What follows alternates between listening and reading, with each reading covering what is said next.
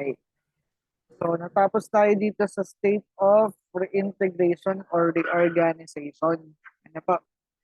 So, dito naman, nangyayari sa reintegration or reorganization, nagsasubside na yung crisis na pinagdadaanan. So, this is the period of adjustment. So, kumbaga, naka-recover na from the crisis. Okay, so ito ay bahagi ng ating assessment. So sa implementation of treatment, so yung pangalawang phase, so more on implementation. So nahati lang yung task sa dalawa. Material arrangement task and the psychosocial task. So sa material arrangement task, so more on provision lang ito ng mga concrete assistance and services. So that's why tinawag sa material arrangement task. Sa psychosocial naman, more on dealing with the client feelings, the doubts, and anxieties. And with this psychosocial task, ang mga techniques na pwede nating magamit is yung apat. Sustaining techniques, direct influence, direct intervention, and reflective discussion techniques. So under sustaining techniques, so dito yung pagbibigay natin ng reassurance dun sa client, and more on encouragement para mapababa yung anxiety na nararanasan ng individual. So that's sustaining techniques. Ang direct influence naman, more on giving advice. Dito rin papasok yung pag-advocate natin doon sa individual on the particular course of action na ginagawa niya para ma-resolve na yung crisis niya. And pwede rin tayo magbigay ng warning as a form of direct influence sa client na maaaring sabihin natin na mali yang hindi tama yung naisip mong solusyon o paraan. So that's direct influence. So more on giving advice. And then direct intervention, ito naman ginagamit natin yung direct intervention kapag nasa mga extreme situation. Halimbawa, nandiyan na yung pag-attempt ni client na mag-suicide, magpakamatay. So, it needs direct intervention from the worker. And then we have reflective discussion techniques. Dito naman sa reflective discussion techniques, so more on conversation lang sa bahagi ni worker at ni client. Nagkakaroon ng halimbawa sharing of experience itong si client from his or her current and recent experiences or past situations. And from that, magkakaroon na doon ng mga reflective discussions si worker. Okay? So that's number 2, implementation of treatment, material tasks, and material arrangement tasks, and the psychosocial tasks. And number 3, phases natin is termination. So emphasis is placed on the task accomplished, the adaptive coping patterns developed, and the ties built with persons and resources in the community. Ayan. So tingnan din natin ano ba yung mga advantages sa paggamit ng group crisis intervention. So usually sa group crisis intervention, ginagamit natin mostly dito sa atin sa Philippines, mostly yung mga affected ng mga natural disasters. So effective mas akma ang paggamit ng group crisis intervention sa mga nakakaranas ng ganoong mga victims ng natural disasters. So, ano ba yung advantage nito? The crisis group allows ventilation of feelings and emotions in the presence of others in this situation. So, dyan na nga papasok yung parang tinatawag nating helper therapy. So, kumbaga, naiibsan yung kanilang crisis na nararanasan. Kung meron din silang kausap na same situation. And then number 2, group support helps to assuage pain and offers hope. So naiibsan niya and parang mas lalo pa nagkakaroon ng pag-asa if they have the same situation. Group sharing helps to mobilize personal strength and resources. Ayan. So, kumbaga, nagiging strength nila yung isa't isa. And nakukuha na nilang lakas yung isa't isa para makakope doon sa crisis na kanilang pinagdadaan. Group participation make for mutual assistance in considering alternative ways of coping with the crisis. And group members help each other in identifying community resources that may be needed for problem solving. So, nandun pa rin yung pagtulungan sa isa't isa. So, paano ba masusolusyonan? So, possible yung isa may alam na community resources na pwede makatulong doon sa isa. So, parang nagkakaroon na, kumbaga, networking within the group kung paano nila mailalapit yung kanilang mga problema na meron resources sa community. Okay? So, ano ba yung special features naman ng crisis intervention groups? So, pwede daw open or closed. So, pag sinabi ng nating open, so pwedeng labas-masok yung members of the group. So, pwede magdagdag, pwede magbawas. Or pag sinabi naman natin close, nakapix na. Kung ang grupo mo ay 7, magtatapos dapat din yan ay 7. Okay, so pero it depends daw on the situation and the need. And then there is no rule about group size, but membership ranging from 4 to 12 is considered more manageable. So wala namang special rule na dapat ay ganito lang bilang, pero mas manageable po ang 4 to 12. Groups are time limited, usually up to 6 sessions per person. Okay? And then group process is usually accelerated in a crisis group because of the sense of urgency inherent in crisis and constraint of time limits. The worker assumes a very active, directive role in order to hold on to the goal of the crisis group, which has to achieve it in the tight time structure. So, time limited lang din kasi, so that's why we need a very active directive role pagdating sa bahagi ng worker. And then, individual assessment of group members is necessary because individuals differ in terms of vulnerability to crisis and crisis coping ability. So, nandun pa rin yung sabi nga natin, sa proseso natin ng helping process ng group work. So, nandun pa rin dapat yung individual focus assessment. So, hindi pa rin mawawala yung assessment individual. Okay? Since nandun yung ating principle na individualization. Okay? So, iba't iba yung vulnerability nila sa crisis at iba't iba din yung paraan ng pag-cope nila with the crisis. Okay? So, there are also 4-step approach in group crisis intervention. Okay, so number 1, the search for precipitating event and its meaning to the client. So, alamin natin. So, ano ba yung nag-cause ng crisis? Ano ba yung meaning nito sa client? And search for coping means utilized by the client. Okay?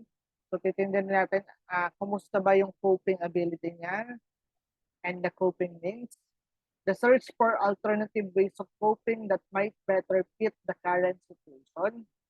And number 4, review and support the client's effort to cope in new ways and evaluation of response. Ayan. So, meron din tayong tinatawag under crisis intervention model, yung CISD. So, ito yung crisis incident stress debriefing. Okay? So, ito yung isa sa mga crisis interventions na ginagamit natin commonly dito sa Pilipinas. Since nga tayong mga Pilipino ay laging naapektuhan ng mga natural disasters. So, applied after critical incident has occurred. Preventive stress management strategy designed to assist affected people in handling normal severe stress. Ayan. So our target client po, pagdating sa CISD, the direct victim, so ito yung mga na-injured, nasaktan, yun. So sila yung mismo naging biktima. Indirect, so indirect victims, ito yung mga significant others ng direct victim. It could be the family, the friends, relatives, etc. And we have the hidden victims. So tayo na ang papaloob dito, yung mga professionals, the helpers, the rescuers, workers, na naapektuhan din nung crisis, So kumbaga parang na-absorb din as a worker yung mga crisis na pinagdadaanan ng client. Okay? So that's why minsan pinaprocess din natin yung mga worker using this CISD or the Crisis Incident Stress Debriefing. So ano po ba yung purpose natin ng CISD? To assist the victims to deal positively with the emotional effects of severe stress-producing events. So since yung crisis talaga, talaga nakakapag-produce pa ng stress sa isang tao. And then provide education about current and anticipated stress response. And also provide information and support for coping and stress management. So paano ba natin ginagawa yung ating crisis intervention model? So letter A, administrative preparation. So more on preliminaries, So ito yung paghahanda doon sa gagawin mong CISD process, So more on preparation. Preparation ng materials, venue, and etc. Sa CISD process naman, so nagbibigay siya with the startup. So dito na papasok yun na nga, yung mga preliminaries natin. So yung opening prayer, ayan, call to order, ayan, etc. And then number 2, sharing the crisis, the stressful experience. So dito naman, doon sa grupo, nagkakaroon ng sharing, sineshare nila ano yung nangyari, ano yung naranasan nila, and susundan siya ng understanding the symptoms or stress response. So from that sharing, so maintindihan nila bakit naranasan yung ganitong mga pakiramdam, feelings. And then number 4, understanding grief and loss. And then, susundan na siya ng coping with stress. So paano ba sila makaka-cope sa kanilang naranasan? And followed by planning for a contingency. So nandun na yung pagpaplano.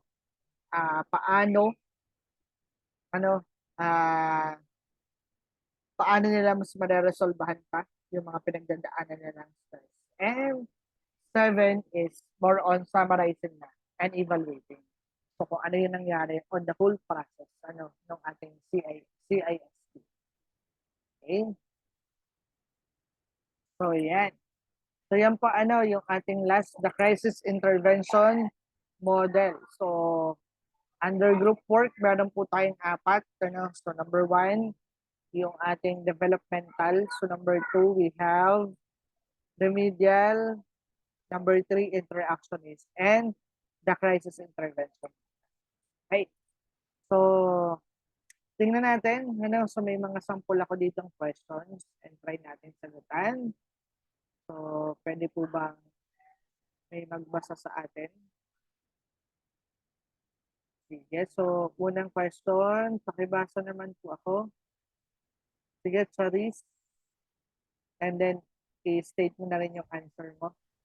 Ano yung magiging answer mo dito?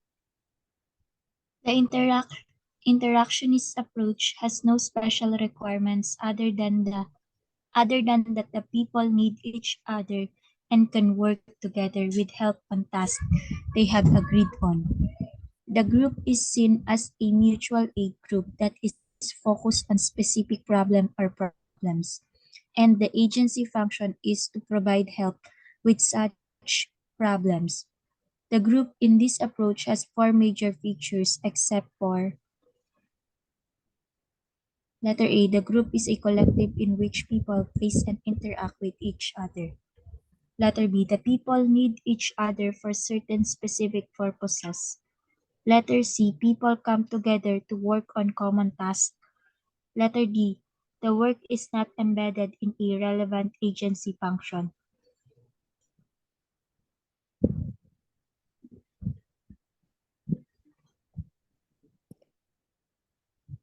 Letter A, sir. The group is a collective in which people face and interact with each other. Okay? So, ang hinahanap natin ay except for. So, hindi ba kabilang sa major features ng interactionist approach. So, letter A ang sagot, Mr. Reese. How about the other two? Pwede niyong i-type sa chat box. Okay. So, that's letter D. Ano yung nagpamali dito? So, yung not. So, dapat ay embedded pa rin siya in a relevant agency function. So, tama yung A, B, and C. Sabi dati na collective in which people face and interact with each other. So, that's true. So, from the word interact, so nandun kasi yung interaction. That's why tinawag sang interactionist approach. So, they need to interact para malaman nila yung common needs nila, common problems. Letter B, the people need each other for certain specific purposes. Sabi nga natin sa interactionist kanina, as long as kailangan nila yung isa't isa, at ito ay tinatawag din natin mutual aid group or a form of self-help group. And then people come together to work on common tasks. So, tama din po itong letter C. So, ang hindi po dito ay letter D. Because of the word not. So, kailangan embedded sa in a relevant agency function. So, sige. Another.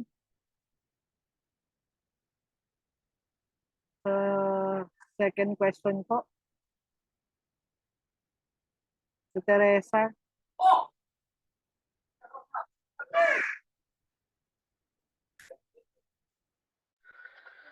These include outside activities conducted on behalf of the client, which Winter considers to be of greater significance. Letter A, direct means of influence. B, indirect means of influence. C, intragroup means of influence. Letter D, extragroup means of influence. Letter B po. Letter B. Letter B. Boy. Boy po. So yung iba po, anong sagot? Pwedeng isat po. Or pwede mag-open ng mic. Letter D po, sir. Okay, so that's letter D. So kasi ang tinatanong natin dito is outside activities conducted on behalf of the client. Okay? So di ba yung outside activities natin, yung mga significant others, social environment, so yung outside the treatment group, so that's extra group means of influence. Pag sinabi naman natin indirect means of influence, modify natin the group itself. Yung group size, group goal, pwede natin modify, group development, the group goals, and etc. Pag direct means of influence naman, papasok na dyan yung mismong worker. As a strategy of intervention, gagamitin niya yung kanyang sarili as a worker. So, pwedeng worker as a central person, worker as a symbol, and etc. Ano yung nabanggit natin kanina. Okay. So, letter D po, ang tamang sagot natin dito. So, extra group means of influence. So, next. Sige po. Sige, Sir Leo.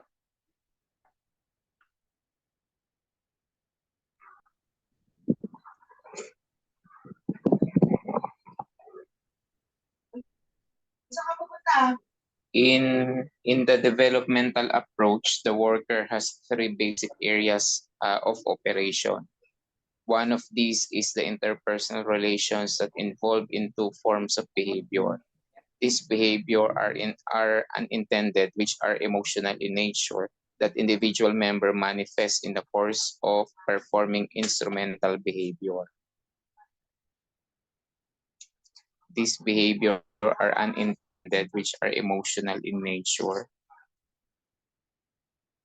Interpersonal, expressive, in these behavior are unintended, which emotional in nature, that individual member manifests in the course of performing instrumental behavior. Expressive, sir. Okay, so for this question, so this is expressive behavior. Ano, so sabi nga natin, yung expressive behavior are the unintended behavior. So usually emotional in nature siya. Ano, and usually nagmamanifest siya in the performance of the instrumental behavior. Okay? Pag sinabi naman natin instrumental behavior ulit, so these are the observable behavior and ginagamit siya for evaluating performance. Okay? And directed siya towards common goal effort. Okay, so the correct answer po dito is expressive. Okay, so last question po. Sige, sino pwede? Si Jana.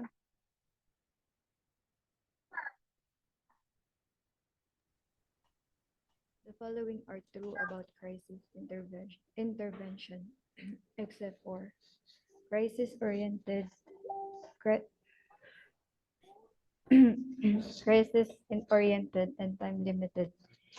In crisis intervention, there should be no intake procedures, and no waiting list, and no transfer of workers. The assessment planning intervention sequence is not always followed. A maximum of 10 weeks sessions of crisis intervention work with individual is seen as adequate.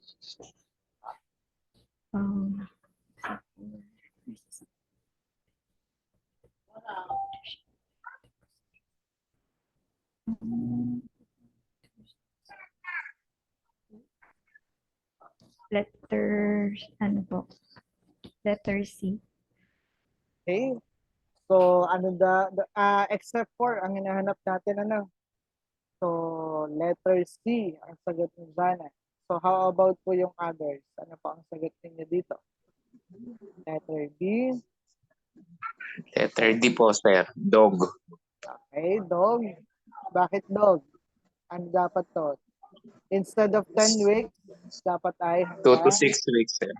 Okay, 2 to 6 2 to weeks. 6 weeks. So, ang session natin for the crisis intervention. So, tama itong A, B, and C. So, crisis-oriented, correct? Time-limited. So, short period of time lang. So, letter B, there should be no intake procedures, no waiting list, and no transfer of workers.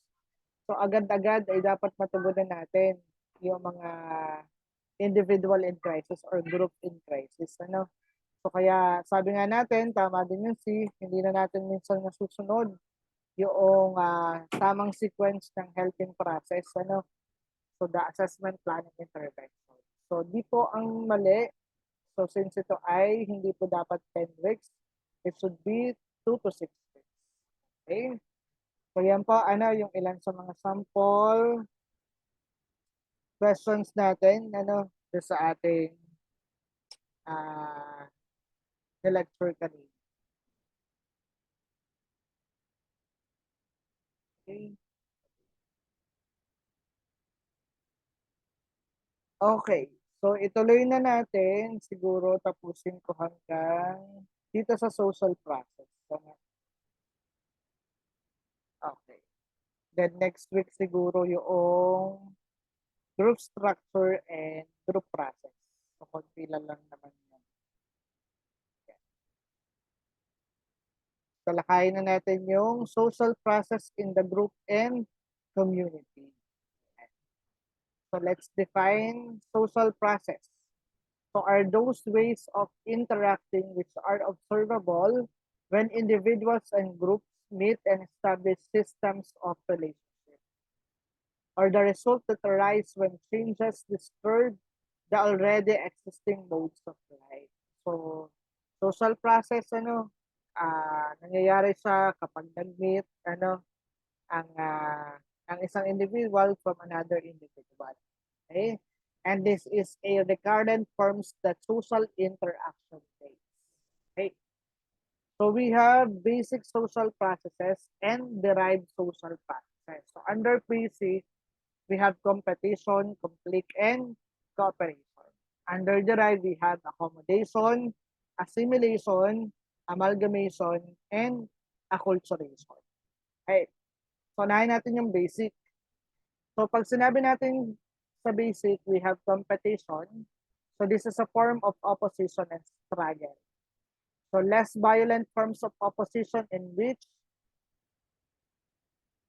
two or more persons or groups struggle for some end or goal, but in the cause of which attention is formed chiefly on the reward rather than the competition. This is found in every field of social activity, and contacts between competitors may be direct or indirect. So to simply understand competition, so magbigay tayo ng halimbawa. So let's say for example, may dalawang ale na nagtitinda ng mangga. Si ale A and ale B. Okay. So, siyempre, sa pagtitinda nila ng mangga, so there is a competition. So, paano mangyayari yung competition? So, let's say for example, ang tinda ni ale A na mangga ay 30 per kilo. Pero yung kay ale B ay 35 per kilo. So ano ba yung goal ng dalawang ale? So di ba, ang pinakang goal nila is makabenta. So maaring gawin ni ale B na 35 per kilo ang kanyang mangga, sasabayan niya ng 30 per kilo si ale A para makabenta rin siya. Okay? So when we say competition, so nakapokus tayo dun sa pag-achieve ng goal. So which is makabenta. No? So this is a less violent, less violent siya. Kasi hindi naman natin inaatake yung mismong tao. So yun yung competition. So i-relate natin sa dun sa conflict.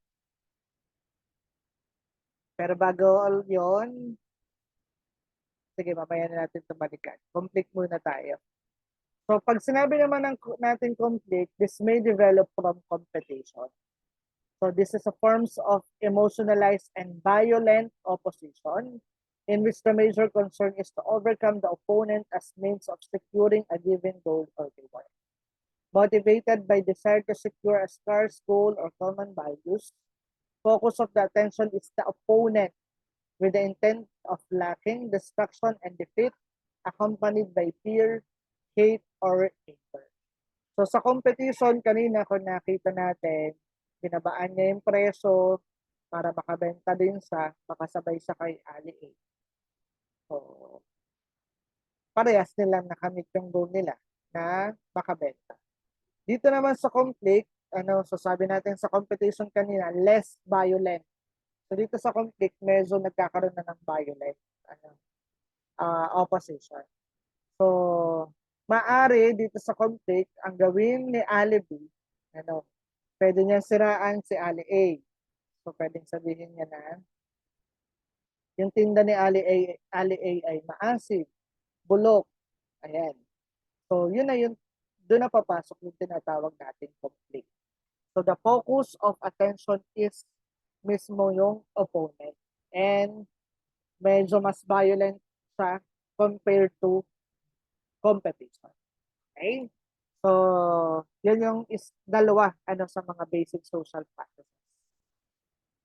So, tingnan natin, ano ba yung types of competition? It could be personal, involves direct contact, or it could be impersonal, involves struggles between groups which may take the form of economic, political, religious, cultural, recreation, social, and the objective may be for status, prestige, or recognition. So ano daw ba yung function ng competition? Assignment of an individual to place in a society. So para nalalaman natin, paano ka ba kinikilala doon sa isang society? And contribution to the selection of members of the functional groups which provide the social division of labor and encouragement of achievement and efficiency. So sa conflict naman, meron tayo din types. It could be potential, conflict for the control of scarce values. It could be ideological, conflict over the maintenance of supremacy of certain ways of life. And it could be racial, conflict over biological dominance. Ang pinaka-function naman ng conflict may help establish unity when groups are threatened by an outside force. Maybe an stabilizing mechanism which may stimulate the establishment of new policies, procedures, goals, if these were the concerns of conflict, and provides an outlet for the expressions of suppressed emotion. So sa yung pangatlo naman, cooperation, under the basic social processes pa rin. This is a more specific aspect of human intercourse having to do with mutual aid or alliance of person or groups seeking some common goal or part. So, ito yung pinakamaganda dun sa tatlo, cooperation. Since nagkakaroon na ng mutual aid, alliances of person sa pag-achieve ng goal, na gusto nilang makamit. Important characteristic is the mutual advantage to be gained by cooperating members through sharing the performance of common tasks. Pattern of cooperation is acquired in the family and friendship groups. Okay? So that's under the basic social processes. We have conflict, competition, and cooperation. So under derived social processes naman, meron tayong tinatawag na apat. Yung accommodation, assimilation, acculturation, and amalgamation. So under accommodation, this is the process which follows competition or conflict. So after competition or conflict, nagkakaroon daw ng tinatawag na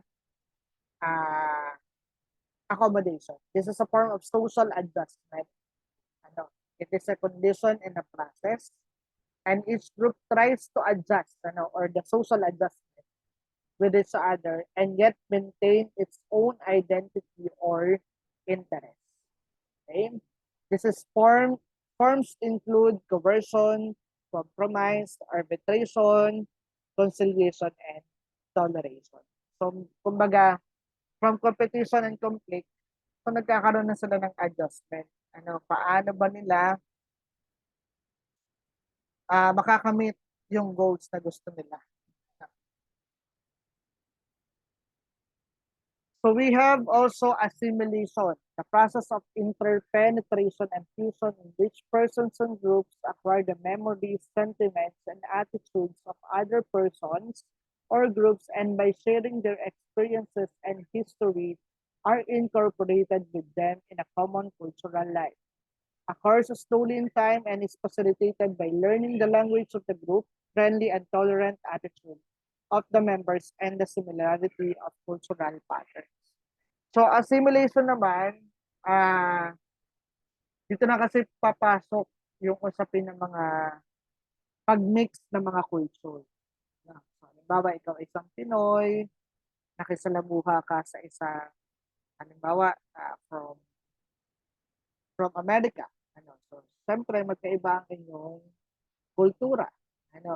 So, dito sa proseso ng assimilation, ito daw yung proseso na kung saan may complete fusion or interpenetration yung kultura ng isa at ng isa pang halimbawa lahi.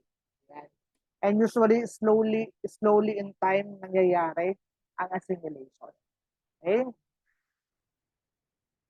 So, ang tatandaan nyo kay assimilation, complete blending ang nangyayari sa kultura ng dalawang magkaibang tao. Okay? And usually, slow ang process.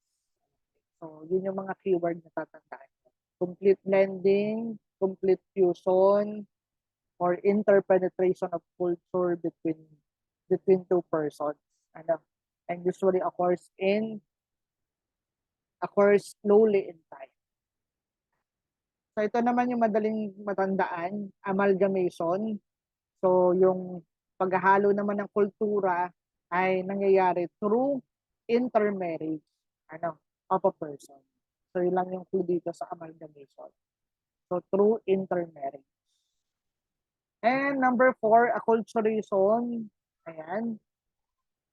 So this is the process by which societies of different cultures are modified through fairly close and long continued contact but do not blend with one another.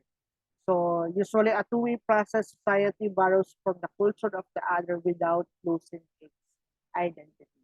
Sa acculturation naman,